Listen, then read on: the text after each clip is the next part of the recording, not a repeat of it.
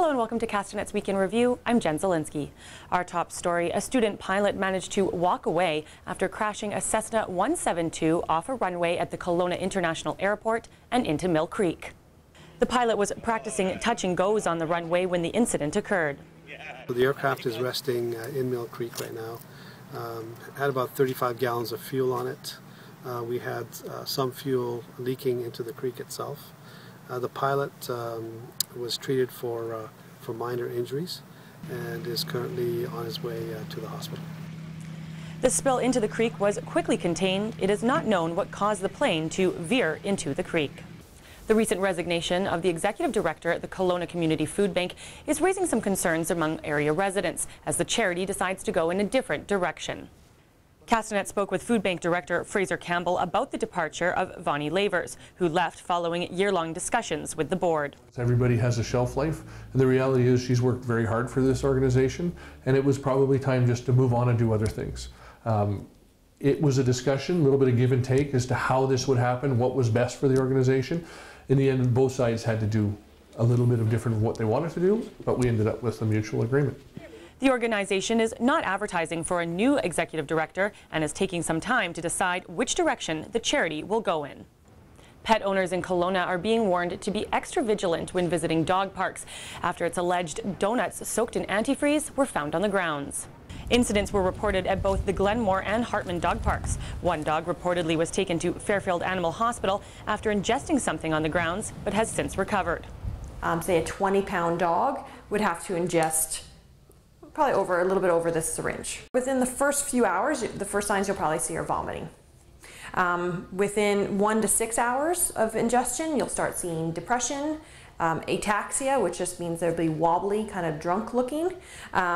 They might be weak, they might be breathing heavier, and they might be drinking more and peeing more.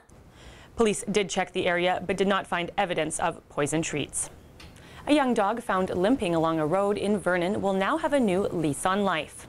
Cassidy was taken to the Vernon SPCA where it was discovered her injured paw was due to a birth defect and needed to be amputated. Following an emotional plea from the SPCA for help with donations for Cassidy's surgery, Dr. Oz of Rose Valley Veterinary Clinic offered to do the surgery for free. The dog has also recently given birth and was reunited with her puppies, who all appear to be in good health. It's been 7 years since Aaron Derbyshire was last seen, and his family is still looking for answers.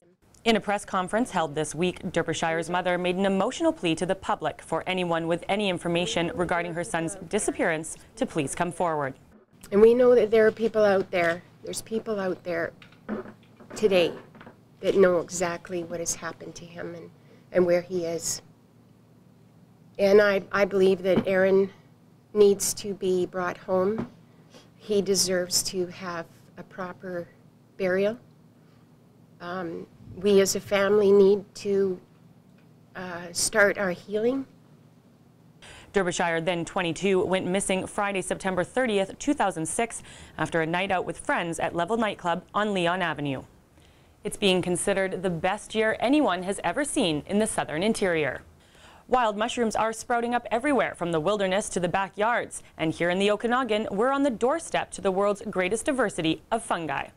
So starting in the end of August, that bit of rain, and then gradually dropping temperatures, a few days when it doesn't rain, a little bit more rain, and gradually temperatures going down, and the intermittent rain is absolutely perfect for the mushrooms to bloom.